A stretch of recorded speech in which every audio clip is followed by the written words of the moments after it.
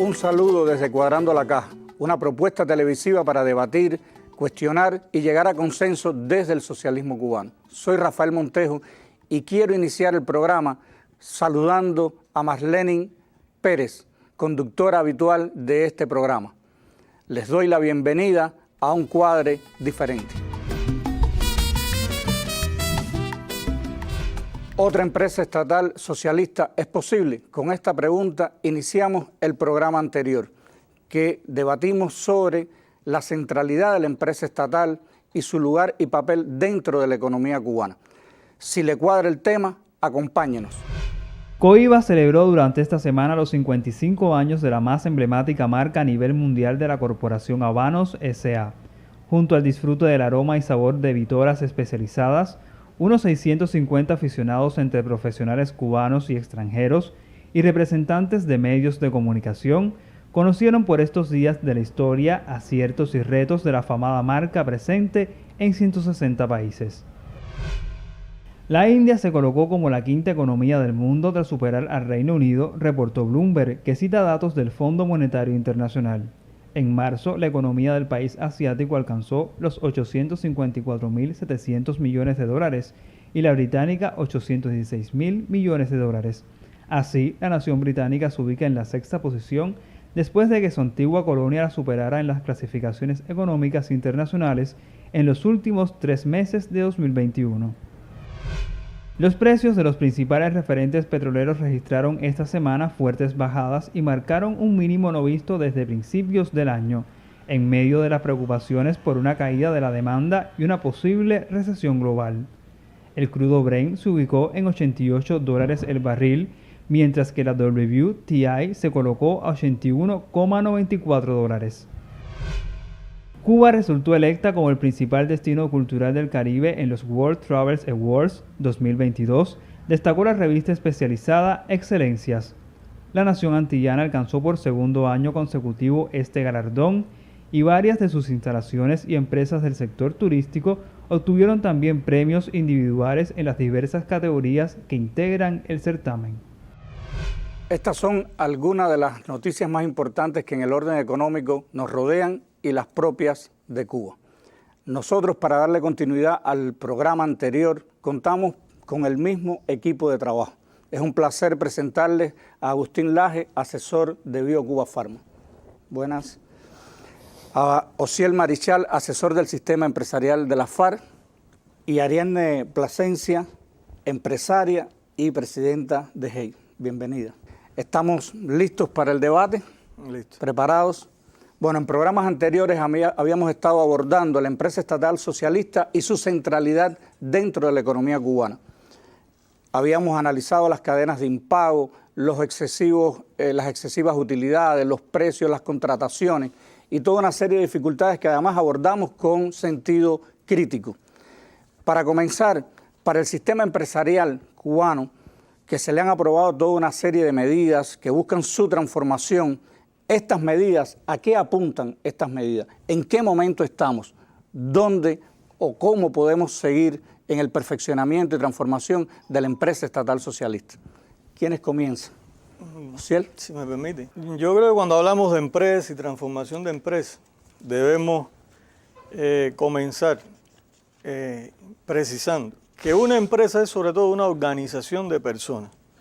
Lo que ocurre en una empresa depende de las personas, hay que transformar la forma de pensar de las personas, el papel fundamental de los colectivos laborales y sobre todo de los cuadros que las dirigen. Entonces no podemos pensar en transformar, en que una organización actúe de forma diferente si el colectivo de trabajadores y sus cuadros no actúan diferente. Se han autorizado un grupo de medidas, muchas medidas. El efecto que se espera por el gobierno de la implementación se considera insuficiente, eso es una realidad. No podemos desconocer que en estos momentos la falta de financiamiento, los problemas con el abastecimiento son claves. O sea, una empresa sin insumos estables, a veces sin insumos, siempre tiene problemas para producir, para cumplir su misión, ¿verdad? Pero es una realidad, eso está ahí. Y hoy nosotros tenemos condiciones yo diría, mucho más ventajosa, mucha más flexibilidad en las empresas, mucha más capacidad de actuar que la que teníamos en los años 90, en el periodo especial, cuando nos quedamos absolutamente sin abastecimiento, cuando las empresas todavía no tenían las facultades que tenían hoy. Ahí se empezó a evolucionar y en alguna medida se empezó a transformar y hubo una reacción y logramos realmente avanzar. Se le dieron facultades a las empresas. O sea, ahí hubo una etapa en que se le dio facultad a las empresas, se estableció un mecanismo diferenciado, o diferente, mejor dicho, de asignación de recursos, entró a circular la divisa y las empresas empezaron a orientarse hacia los sectores donde estaba la divisa, a explotar mejor sus capacidades productivas. O sea, ahí hay una experiencia realmente de emprendimiento empresarial. Entonces, el programa pasado se leyó una parte, ¿no?, del discurso del general de ejército en el 8º Congreso del partido, donde plantea precisamente que se espera un estremecimiento del sistema empresarial y dentro de ello se plantea que hay que lograr que en los cuadros de dirección del sistema empresarial, el espíritu emprendedor, la iniciativa. O sea, un empresario por naturaleza tiene que ser emprendedor. Entonces, sin desconocer los problemas de abastecimiento y los problemas objetivos que hay, necesitamos todavía esa reacción más agresiva, el sentido de la urgencia, la necesidad de transformar rápido. ¿Y eso significa que se necesitan más y nuevas medidas o consolidar las que ya están en marcha? A mí me parece que usted le ha tocado un punto importante y que puede ser el resultado, como usted decía, profe, de los análisis que hemos hecho anteriormente. De hecho, está anunciada una ley de empresa que sistematice, que formalice todas estas cuestiones que se han tenido que ir transformando, pero que está entonces en el momento actual, dependiendo mucho de la capacidad que tenemos desde el propio sistema empresarial. Yo lo decía en el programa anterior, no para referenciarme, sino porque la autonomía que hemos esperado desde afuera quizás ha estado llegando, pero desde adentro también tenemos que ver cómo las vamos a ejercer. O sea, hay un papel muy importante en los directivos, en los colectivos, en la capacidad de transformarse desde la decisión colectiva, pero sobre todo de aplicar maneras nuevas. ¿Pero qué está frenando ahora? ¿La capacidad de liderazgo del empresariado o lo está, digamos, frenando también una inercia verticalista, administrativa, de ordeno y mando? ¿Qué está frenando la implementación de estas medidas? A mí me parece que hay una inercia que es cultural. O sea, yo creo que tampoco se cambia de la noche a la mañana sin que eso quiera decir que esté bien. O sea, yo creo que no está bien. Hay una cuestión abordada de manera crítica y me parece que también es justo que digamos que los primeros que no estamos conformes con la manera en que lo estamos haciendo somos nosotros mismos. O sea, para que nadie crea que estamos haciendo una evaluación autocrítica ficticia o crítica que no parte desde nuestro propio análisis, pero que no es necesariamente suficiente. Hay un cambio que hacer que está pasando por la cultura que ha tenido hasta hoy el sistema empresarial, de esa verticalidad de la que usted habla, de ese deber ser en función de lo que me controlan o de lo que rindo cuentas y no de lo que tengo la propia capacidad de transformar, porque ideas tengo, pero me creo que en todo voy a errar porque siempre habrá un método de control o habrá un método de crítica insana incluso, que entonces pone en juego mi propia digamos, audacia, ¿no? Algunos empresarios se quejan de la excesiva cantidad de controles, por ejemplo. Es más importante los controles que los resultados. ¿Qué papel juegan en el desempeño real del empresariado? Mira, déjame decirte algo sobre eso. Yo creo que este programa tenemos que conectarlo con el anterior, fíjense. En el anterior aquí hicimos una defensa en trinchera, ¿no?, del concepto de la empresa estatal socialista.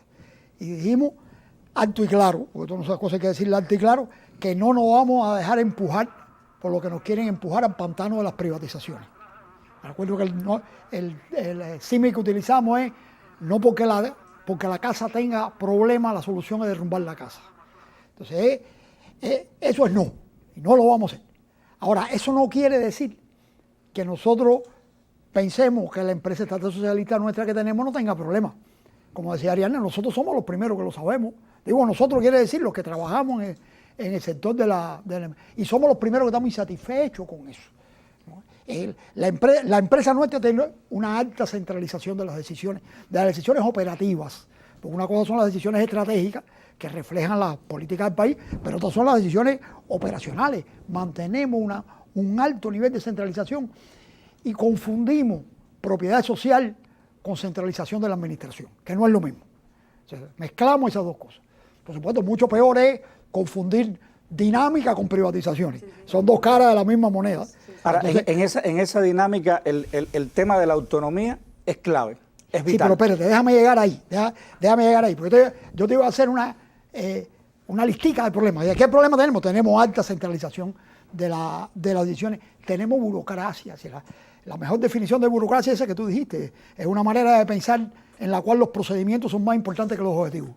Es decir, si nosotros no invertimos eso, ¿no? La empresa no coge dinámica. El día que los procedimientos estén en contra de los objetivos, hay que quitar los procedimientos y cambiarlos y sustituirlos por otros. Pero mantenemos un determinado nivel de burocracia en algunos sectores que, bueno, nos hace daño, ¿no? Pero además, hemos querido, cuando queremos normar, tomar medidas, ¿no? Cambiar, hacerlo igual para todas las empresas. Y eso tampoco puede ser.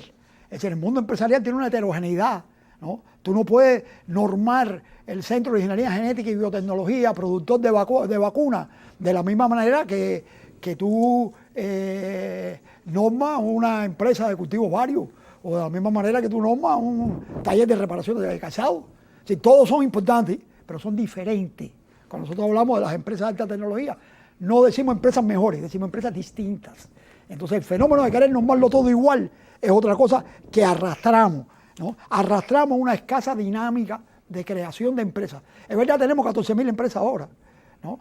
Pero eso lo comentamos en el programa anterior. Lo comentamos, pero es un número pequeño, ¿no? Y de hecho, en relación a las dimensiones del país, o sea, hay países que tienen millones de empresas. Sí. Y de hecho, cuando tú miras el histograma para atrás, bueno, hay sectores donde nos hemos metido 10 años con la misma cantidad de empresas, no puede ser. Las empresas tienen una dinámica de fundación, extinción, entonces, y además arrastramos una desconexión entre la empresa y el comercio exterior, cosa que tampoco puede ser. En una economía globalizada. Son temas que vamos a abordar en las próximas preguntas. Vamos a la próxima pregunta, yo lo guardo ahí para la próxima pregunta. Yo les propongo ver un material donde se expone desde la empresa estatal socialista alguna de estas problemáticas y sus posibles soluciones. Y seguimos cuadrando la caja. Luego de la aprobación por el Consejo de Ministros de las 43 medidas para el sector industrial, la empresa Industria Electrónica Comandante Camilo Cienfuegos amplió su objeto social teniendo en cuenta la innovación y el desarrollo. Aparte de su objeto social de producir electrodomésticos, ha incursionado en un grupo de aspectos importantes. Entre ellos podemos señalar las energías renovables. En las energías renovables hemos instalado parques fotovoltaicos. 16 parques fotovoltaicos se han instalado en la industria. Y eso ha permitido que hoy se genere el 95% de la energía que consumimos. Y con eso hemos estado, a pesar de la situación energética del país, hemos podido estar produciendo y entregando al sistema electroenergético diariamente entre 1.500 y 1.800 kilowatt-hora. Y los fines de semana, donde la industria no trabaja, 4.500 hasta 5.000 kilowatt-hora. La instalación de parques fotovoltaicos ha llegado también a otras instituciones como ETEXA, el Mentur y el sector de la agricultura. Otro de los avances de la empresa ha sido el cambio de estructura. Se encuentran ya aprobadas y en funcionamiento 2 MIPYMES estatales, dedicadas fundamentalmente a los servicios, diferente gama de servicios de electrodomésticos y otros servicios asociados. Y una tercera MIPYME que se presentará muy próximamente, que va a tener incorporada una solinera y que es una estación de carga de vehículos eléctricos y un poliservicio. A partir de todas las posibilidades que se ofreció para la empresa estatal socialista y el cambio de estructura que tuvo la empresa, buscamos qué más podíamos hacer. En ese caso aprovechamos capacidades existentes que estaban en una unidad empresarial de base de nosotros de plástico para producir distintos artículos necesarios para el hogar y para el cubano. ¿Cómo hicimos esto? Con resina. Esa resina que la estábamos haciendo de forma importada, a subir los precios en el mercado internacional, comenzamos a encadenarnos con una empresa cubana, la de recopiladora de materias primas.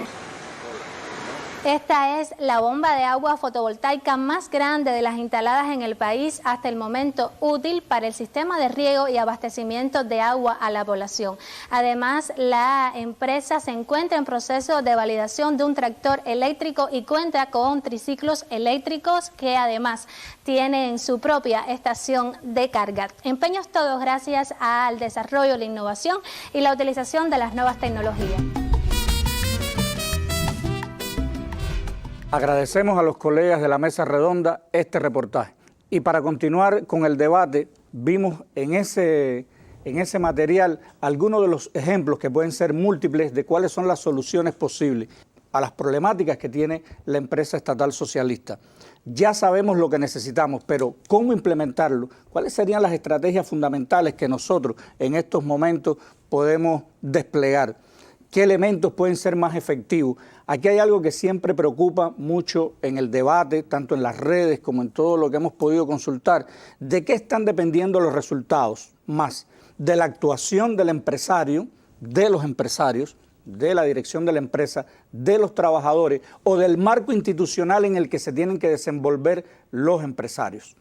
Ese es un cuestionamiento también que hemos estado abordando de alguna manera, pero que sea profundizar en este tema. Hacíamos la lista de los problemas que tenemos, pero es que tenemos que empezar por entender las causas. Es decir, había un filósofo que a mí me gusta mucho leer, que decía que el problema en la vida no es reír ni llorar, sino comprender. Es decir, tenemos que comprender. Es decir, el sistema económico de nosotros viene del subdesarrollo, ¿no? Y el sistema económico de nosotros despega, ¿no?, en un momento, ¿no?, donde las experiencias del campo socialista, que eran experiencias de dirección vertical, de planificación, estaban funcionando bien. Eso hay que entenderlo. Es decir, porque ahora criticamos determinadas experiencias administrativas, pero esas experiencias llevaron a la Unión Soviética de ser el 4% de la producción industrial mundial a ser el 20% de la producción industrial mundial. Eso funcionó, pero eso funcionó en la época de la segunda revolución industrial. Electrificación, petróleo, digamos, producciones masivas estandarizadas. Después de eso, la economía mundial cambió. Ese mundo cambió. Y hay dos fenómenos que son nuevos. Eso tenemos que entenderlo porque son nuevos. Si no podemos entrarle a esto con la manera de pensar de hace 50 años. Es nueva la velocidad de cambio tecnológico. Si las tecnologías cambian mucho, tú no puedes estandarizar cuando las tecnologías cambian tanto. Hay por ahí un cálculo de la empresa del Mundial de la Informática que dice que el 70% de las ventas que se hacen en ese sector hoy se hace con productos que hace 2 años no existían. No existía el producto. Es decir, estamos en una dinámica de cambio de tecnología, no solo en la informática, en la robótica, los nuevos materiales. Esa es la cuarta revolución industrial. Y está eso y está la globalización. Por tanto, todo lo que hagamos tiene que ser para preparar o empoderar a la empresa estatal para hacerle frente a esos dos desafíos. El desafío del cambio tecnológico y el de la globalización. Pero la realidad empresarial nuestra, no todas las empresas están en las mismas condiciones. Por supuesto. Hay desniveles, hay lugares por donde empezar, van a tener puntos de partidas distintos algunas. Por eso hablaba de las estrategias, que está pesando más si la actuación del empresario, lo que él puede hacer, su liderazgo, de lo que hablaba Osiel, o también el entramado en el que se tiene que desenvolver el día a día del empresario cubano. A veces lo hace también tener trabas, amarras, y por lo tanto hay que construir estrategias distintas para prepararnos para ese mundo que dices, pero también hay que allanarle el camino a las otras que están también detrás. Esa es la pregunta. Si el entramado es un proceso de consulta largo de cada decisión operacional, estamos enredados. Si el entramado es varias capas de intermediación entre la gestión de la empresa y la realización en el mercado internacional, ¿no?, estamos complicados. Entonces, si el entramado es pretender administrar una industria, una MIPYME de inteligencia artificial con los procedimientos administrativos de una empresa de flora y fauna, estamos enredados. Entonces, quiere decir que este fenómeno de la dinámica del cambio tecnológico, de la relación entre la empresa estatal y el comercio exterior y de la heterogeneidad de las empresas, tenemos que subsumirlo en nuestras regulaciones, ¿no? Y lo que hagamos tiene que ir en esa dirección, ¿no? Si va en sentido contrario, volvemos a caer en la historia de que los procedimientos son más importantes que los objetivos, ¿no? Y esa es la receta para el desastre. Y debe ser entonces ahora cuando hablemos de la innovación. O sea, Sí. porque Agustín incluso ponía un grupo de ejemplos que por reducirlos al absurdo, quizá también describen algunos comportamientos. Lo que pasa es que, para ser justos, eso no es lo que está en el entorno, el contexto en el que se desenvuelve la empresa. Por eso también, entonces, si vamos a hablar de la innovación, tenemos que hablar de la innovación desde dentro de la empresa. O sea, el colectivo de dirección, el directivo de la empresa, el colectivo de trabajadores. ¿Qué relación tienen con ese término, con la innovación? Que no se hace tampoco igual en la empresa que produce servicios de aplicaciones informáticas, que en la empresa de cultivos varios, que en la fábrica que produce otros bienes para el consumo. O sea, la innovación es un término que cada cual lo tiene que interpretar y que también se ha movido con ese propio desarrollo, porque yo sí creo que es desarrollo, que ha tenido la economía o la sociedad a nivel global y que no se aplica de igual manera ahora en términos de innovación que como se hacía en la década de los 80 y los 90. Antes a lo mejor hablábamos más de racionalización, de aporte, pero ahora tenemos que hablar de innovación pura y dura en el concepto teórico que la innovación entraña, que es hasta el proceso. Pero para eso hace falta preparación, para eso hace falta liderazgo, para eso hace falta algunos de los temas que decía, que comentaba Ociel hace un rato. Es decir, esos elementos son posibles si está empoderada la persona mentalmente, el empresario y el colectivo y los trabajadores en ese camino. Entonces hay que enfocarse también a eso. Hay que enfocarse también a la preparación de los directivos, de los colectivos y de los equipos de dirección. Yo creo que hay una cuestión que también abordamos en el programa pasado. En tanto Agustín, me parece que con mucha... Dije Agustín, no profe. Sí, en tanto reclamaba conectar... porque lo decíamos, aquí terminamos diciendo, bueno, tenemos que dedicarle más tiempo y hoy tenemos que decir, vamos a conectarlo con el anterior. Hay una cuestión que a veces también creo que no podemos confundir, y es que en la empresa estatal socialista los trabajadores también se gestionan de manera socialista. O sea, ¿cuáles son los momentos en los que esos colectivos laborales tienen que participar, que además tributan entonces al diseño, a la implementación, a la operacionalización de una empresa estatal distinta? Bueno, desde la información, la preparación, la toma de decisión. O sea, no todos los momentos se diseñan igual, no todos los momentos se conducen igual y en todos los momentos no se participa igual.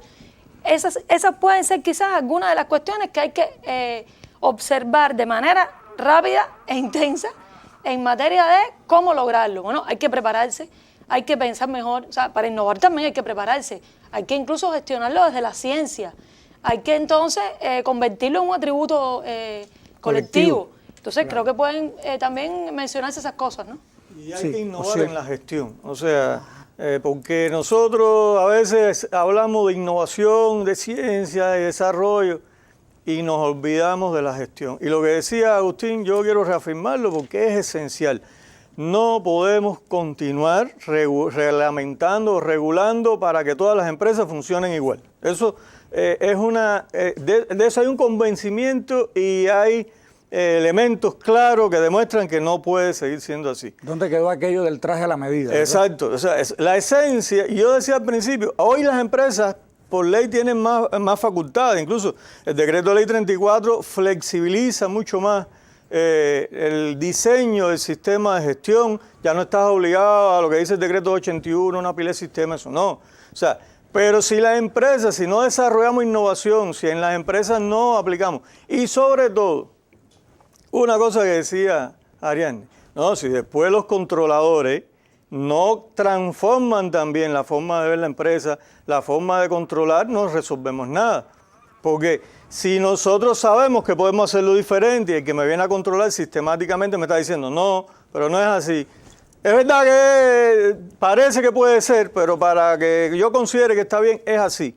Y esos problemas los tenemos. Entonces hay una voluntad del Estado y del gobierno de flexibilizar y a veces, y lo más difícil es que a veces eso no se ve, a veces no se percata, porque son muchos los controladores, o sea, las entidades que controlan el sistema empresarial.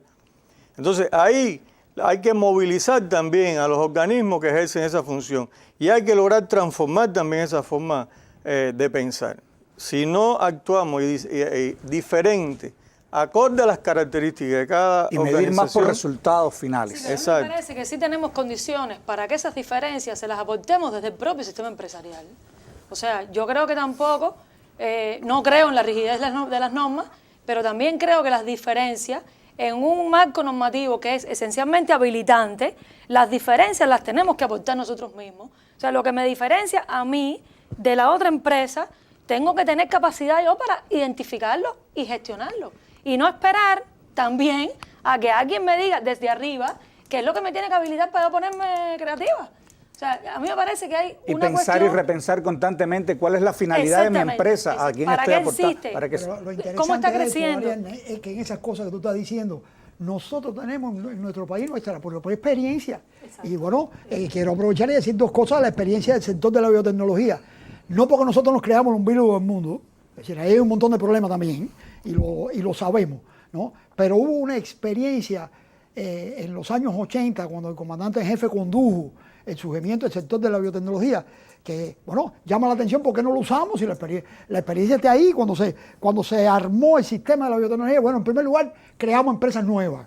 Es decir, no se hizo con las empresas que habían antes, se crearon empresas nuevas. En segundo lugar, se crearon empresas con un ciclo completo de investigación, producción casi y comercialización. casi empresas de garaje. Casi.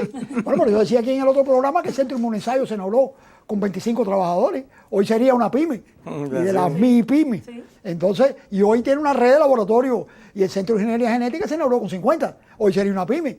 Es decir, pero ahí se crearon nuevas empresas, se crearon a partir de colectivos que antes estaban en el sector presupuestado. Hoy tú propones hacer una empresa a partir de un colectivo del sector presupuestado y cuesta un trabajo, compañero. Eso es una bicicleta loma arriba para llegar al final, porque hay este problema, porque hay el otro problema, ¿no? Se vincularon a todas las empresas. Estoy hablando de la experiencia del surgimiento del sector de la biotecnología. Y lo puedo hablar así porque no lo considero un mérito de los que trabajamos ahí. Eso fue conducido por el comandante en jefe. Nosotros aprendimos ahí en esa dinámica, pero se le dieron atribuciones de exportación e importación directa a todas las empresas. Eso es importante A todas en las este empresas. contexto. Compañeros, en los años 90, ¿no? en pleno periodo especial, se montaron esquemas diferentes de negociación. Nosotros tuvimos productos que se negociaron con 3 o 4 esquemas de negociación diferentes para diferentes países, ¿no? Y todo eso se hizo, compañero, todo eso está ahí. Esa es la experiencia que tenemos que no copiar, porque el tiempo pasa y hay cosas diferentes, pero sí estudiar. Los invito a ver sobre estos temas que estamos discutiendo, debatiendo, los invito a ver qué está pensando el gurú de Jatibonico. Nuestra empresa socialista, como actor fundamental de la economía estatal, tiene retos a la vista. En esa importante lista está la capacitación, apuesta a la innovación, los avances de la ciencia. El premio será eficiencia por una mejor gestión.